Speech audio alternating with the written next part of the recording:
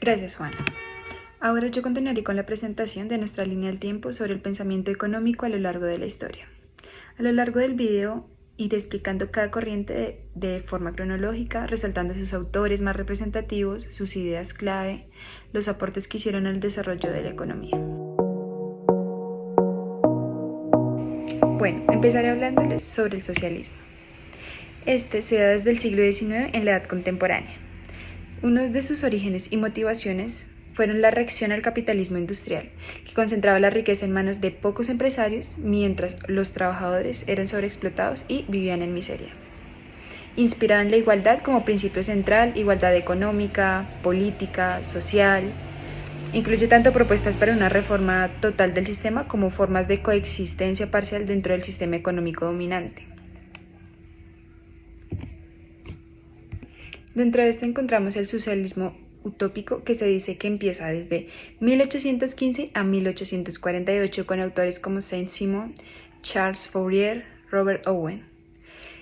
Criticaban el capitalismo, pero proponían cambios pacíficos y cooperativos, además con ideas de igualdad, paz, organización racional del trabajo, falasterios, idea de Fourier, cooperativismo y sindicalismo por Owen. También se habla de autores como Karl Marx, Friedrich Engels, que proponen el materialismo histórico, que es el cambio social impulsado por lucha de clases y las fuerzas productivas, y critican el capitalismo por explotar a los trabajadores, en el cual hablamos de la plusvalía, y proponen una etapa de transición llamada socialismo, seguida del comunismo. Estos autores además usan el concepto de modos de producción. Otros representantes destacados o representante destacado es Simón Bolívar, el cual propuso una federación de repúblicas basada en la igualdad, reformas agrarias, participación ciudadana y derechos sociales como la educación, salud y vivienda. Hablando de aportes y legado, podemos decir que la promoción de la justicia social y la redistribución de la riqueza además influyó en reformas como el sistema de seguridad social, sindicalismo, el estado de bienestar. Además sentó bases, podría decirse, para numerosos movimientos y modelos políticos en América Latina, Europa y Asia. Luego del socialismo llega la economía neoclásica en un periodo aproximado del siglo XIX en la edad contemporánea, desde 1870, empezando por la revolución marginalista. Su origen podemos decir que se da en Europa, especialmente Inglaterra, Austria y Suiza. Sus características principales son que surge con la revolución marginalista, como antes lo mencioné, encabezada por Jevons, Menger y Walras. Además, sustituye la teoría del valor-trabajo por la teoría subjetiva del valor basada en la utilidad. Propone además un enfoque centrado en el individuo, racional, homo economicus, que busca maximizar su utilidad bajo restricciones. También en este pensamiento vemos el estudio económico con herramientas matemáticas, buscando modelos de equilibrio general y parcial. Y además de esto, aleja la economía de lo político y acerca la economía a lo matemático. Dentro de los aportes tenemos la teoría marginalista del valor, que es el valor de los bienes depende de su utilidad marginal. Además tenemos el modelo de equilibrio general, que es desarrollado especialmente por Leon Walras y busca el equilibrio simultáneo en todos los mercados. También la teoría de la utilidad y curvas de indiferencia impulsadas por autores como Jevons y Pareto. Esto también hace base de la microeconomía moderna y además introduce el concepto de agente representativo con preferencias racionales y capacidades homogéneas. Dentro de este pensamiento encontramos autores representativos como William Stanley Jevons con teoría de la economía política en 1871, Karl Menger con principios de economía política en 1871 también, Leon Walras elementos de economía política pura en 1874 y Alfred Marshall que consolida la economía neoclásica en Inglaterra con sus principios de economía.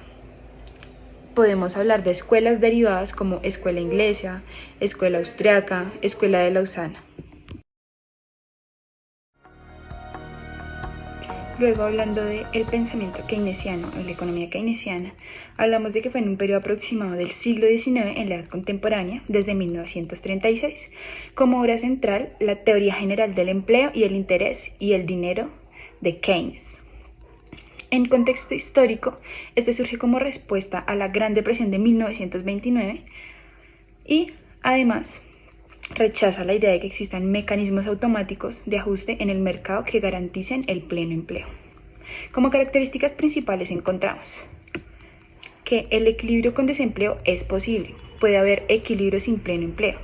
La inversión no depende solo del ahorro o de la tasa de interés, sino de la confianza y de las expectativas sobre la demanda futura.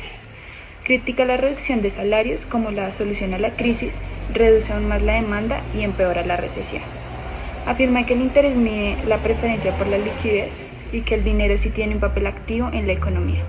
Dentro de las soluciones propuestas en este modelo tenemos la intervención del Estado para estimular la demanda, como gasto público, reducción de impuestos y aumento de la inversión pública.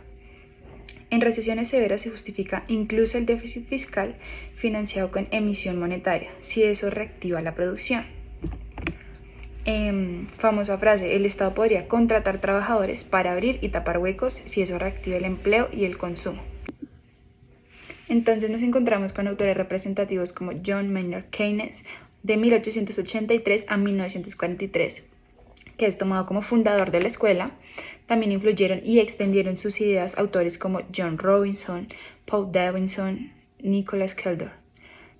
Encontramos aportes como la introducción de la macroeconomía como disciplina autónoma, fundamento del estado de bienestar en muchos países después de la Segunda Guerra Mundial y además inspiró políticas de pleno empleo y redistribución del ingreso.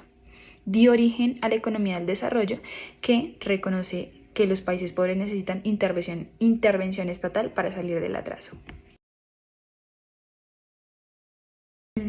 Luego hablamos del neoliberalismo, que comienza desde el siglo XX, exactamente desde los años 70 hasta la actualidad, con mayor fuerza desde los años 80 en América Latina. Su origen y contexto son los siguientes, y es que surge como respuesta crítica al modelo keynesiano que había perdido eficacia para enfrentar las crisis de inflación y desempleo, esta inflación de los años 70. Como características principales tenemos la siguiente, y es que retoma principios de la economía neoclásica, pero con un enfoque renovado en la eficiencia de los mercados. También propone una reducción del papel del Estado, menos regulación, menos gasto público y menos impuestos. Fuerte énfasis en la privatización de empresas públicas, liberalización del comercio y flexibilización laboral. Confianza en el mercado como el mejor asignador de recursos, postula que el mercado es el mejor asignador de recursos y que el Estado debe intervenir lo menos posible. Además, promueve un Estado mínimo, pero garante del orden y la seguridad jurídica. Como autores referentes de este pensamiento tenemos a Friedrich Hayek y Milton Friedman, considerados padres ideológicos del neoliberalismo, además de la Escuela de Chicago, que desarrolló gran parte del marco teórico y fue influyente en políticas económicas aplicadas en América Latina y en otros países. Ahora, hablemos del impacto en América Latina.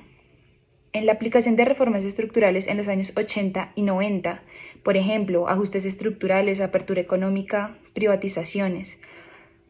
Además, esto trae una crítica por haber generado desigualdad, desempleo, debilitamiento del tejido social en muchos casos.